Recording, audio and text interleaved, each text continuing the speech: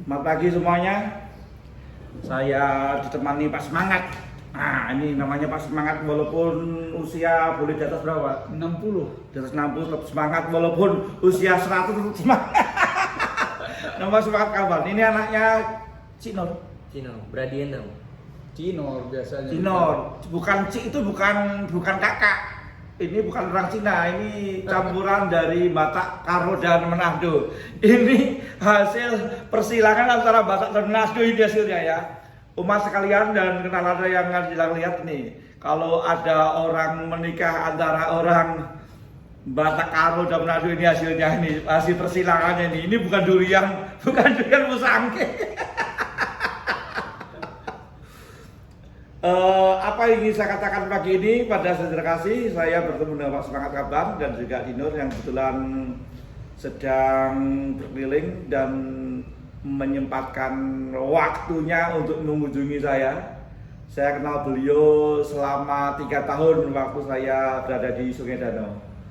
Dan selalu saya katakan saya bangga pada Pak Semangat Kaban untuk umat 2F yang sekarang paroki Bamban Raya. Beliaulah yang mengurus surat perizinan gereja hanya 1 hari.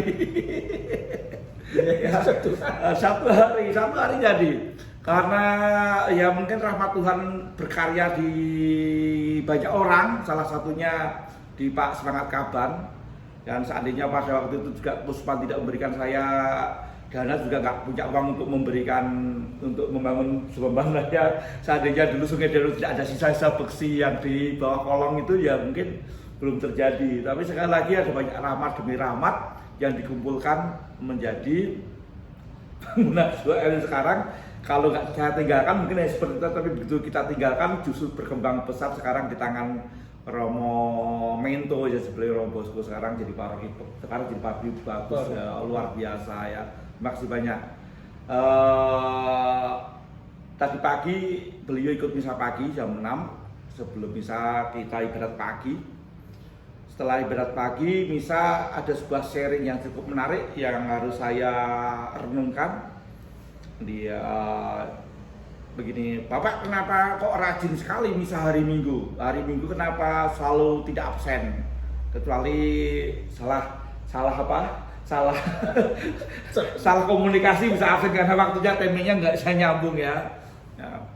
Sehingga ketika datang ke sebuah tempat baru itu yang hari Minggu yang dicari ya gereja dulu ya, supaya hari Minggu tidak dilewatkan untuk misa hari Minggu adalah sebagai orang Katolik ya bukan wajib ya, tapi kalau kita wajib menjadi sakit hati kita karena terpaksa. Tapi kalau sebuah ungkapan iman bahwa kita sebagai orang Katolik diberi kesempatan di Indonesia hari Minggu libur, kita hanya berapa persen di Indonesia, jangan bahwa kita orang Katolik, orang Kristen itu sedikit disolimi, tidaklah ya. Saudara kita yang Muslim itu jauh lebih banyak, tapi hari Minggu orang Katolik, orang Kristen diberi kesempatan untuk libur dan itu tidak banyak dimanfaatkan dengan baik.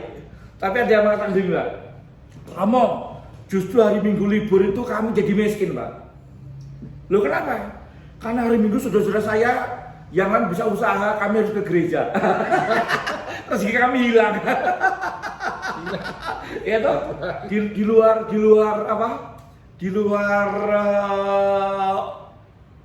bayangan kita ternyata hari Minggu libur itu justru mereka tidak tambah kaya karena hari Minggu kalau jualan itu tambah laris, warung tambah laris dan lain-lain, harus ke gereja. Ini tapi sekali lagi hanya orang-orang yang tertentu yang mampu melihat kesempatan hari Minggu ada di gereja.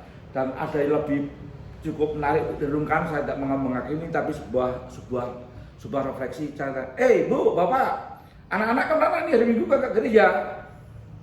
Jawabannya pernah saya mendengar, saya cukup terkejut ngomong begini, Romo, anak saya kan hari Senin sampai Sabtu kan sekolah, 2 bangun pagi, sore les, biar aja lah Minggu dia bangun siang, coba.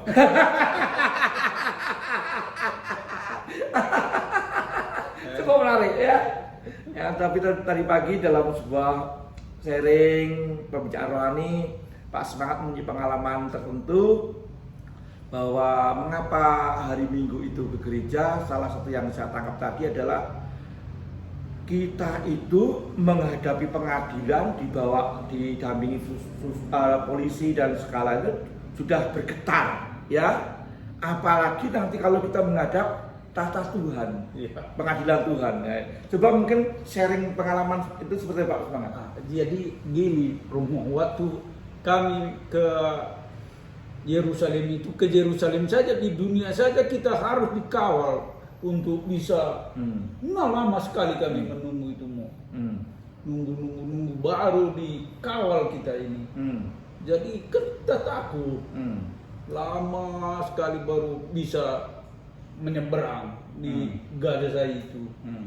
Dan mulai dari situ saya berpikir, ya ini masih di dunia saja begini, bagaimana lagi ke surga itu. Jadi kita harus memang betul-betul bertobat, baru bisa kita diterima dan ditempatkan nanti di surga yang kudus itu.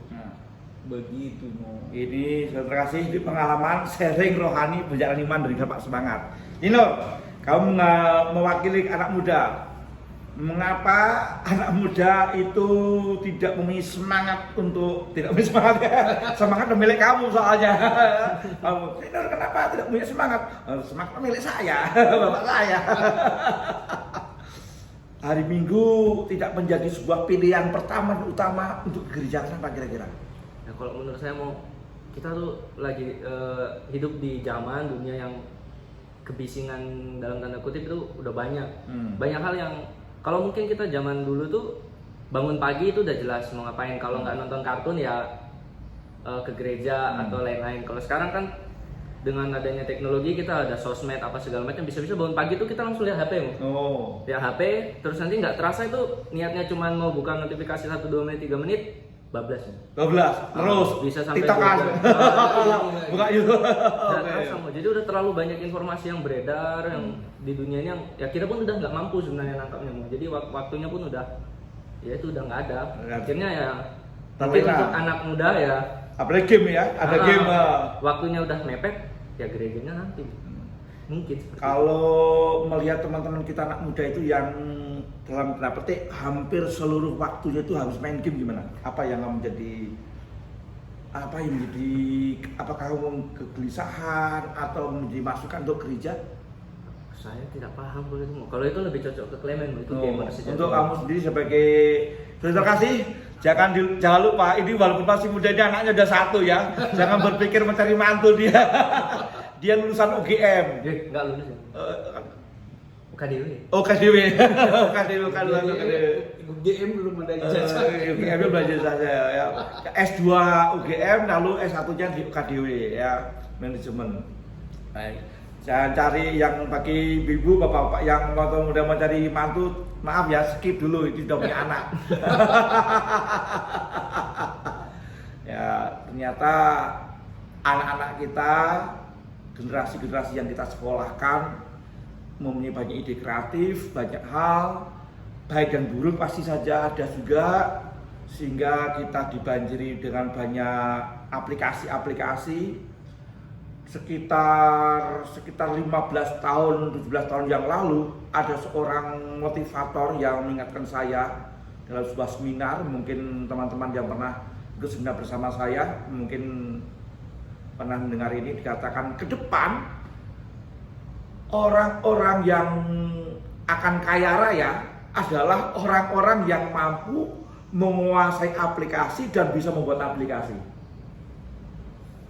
Ya, walaupun kemudian ada yang berbuat curang tetap ada ya, karena ada aplikasi yang begitu membantu, tapi ada juga aplikasi yang juga merekrut orang dengan penipuan dan memang dia akan kaya sih, tapi kemudian disitulah sisi ajaran agama akan berbicara.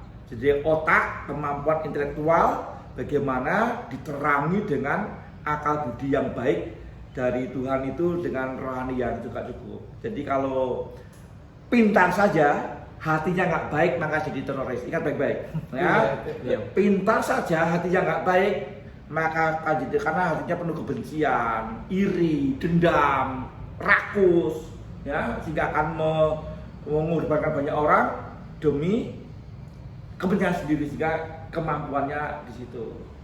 Ya, maka ada orang bilang kepintaran itu hanya 30%, Pak. Tapi atau benar itu nggak tahu. Bagaimana pengalaman kamu anak muda ya? Ini orang pintar ya. Orang mengatakan bahwa kepintaran itu hanya 30%, tapi 70% ditentukan oleh kelakuan, attitude. Ya, kalau dua itu bergabung, dia punya attitude yang baik, intelektual yang baik, didukung oleh fisik dan kesehatan yang mumpuni, ya itu orang-orang yang dapat diandalkan. Dia bangun pagi-pagi, tidur siang, tidur malam, sehat, tetap bisa memikirkan negara, itu jadi presiden, Pak. Ya, jadi pejabat, dari anggota DPR, di mana dia memikirkan seluruh rakyat Indonesia dari pagi sampai malam dengan kemampuan fisik yang luar biasa, kemampuan intelektual yang tidak dapat diremehkan, dan juga hati yang baik ini. Ya. Tapi kalau aja hati baik, nggak pinter, nggak sehat, aduh jadi apa? Ya loh, nggak cukup, harus 3 hal: intelektual, hati yang baik, sehat. Nah, tentu kita sebagai orang Katolik, hati yang baik itu adalah hati yang dimiliki oleh Yesus. Hati yang dimiliki Yesus itu harus digali terus dalam misa harian, misa mingguan, doa lingkungan, doa komunitas, pendalaman iman, retret rohani, dan semuanya adalah untuk membangkitkan hati yang baik. Orang sekolah aja belajar, masa rohaninya tidak ya. Untuk sehat aja perlu olahraga supaya sehat, gimana secara rohani tidak dipupuk. Itu aja. Terima kasih atas kunjungannya, Pak. Semangat Cinor, semangat semuanya atas bantuannya. Kita dibantu banyak hal di Sungai Danau ya. Mas Bambang, ingat ya. Mas Tegana, Cinor, salam untuk ibu yang di Manado. Bagi yang ke Tomohon, yang jual pengepul daging ular, rumahnya di depan beliau. Kalau kita lihat pasar Tomohon, pasar ekstrim, pengepul daging ular yang besar-besar itu rumahnya persis di depan beliau. Jadi kalau sudah mau mengintip atau mengambil ekornya dikit aja, boleh. Hari ini tanggal 21 Maret 2022 di Pastoran Sanju Kota Baru. Mungkin ada closing untuk para pemirsa saya.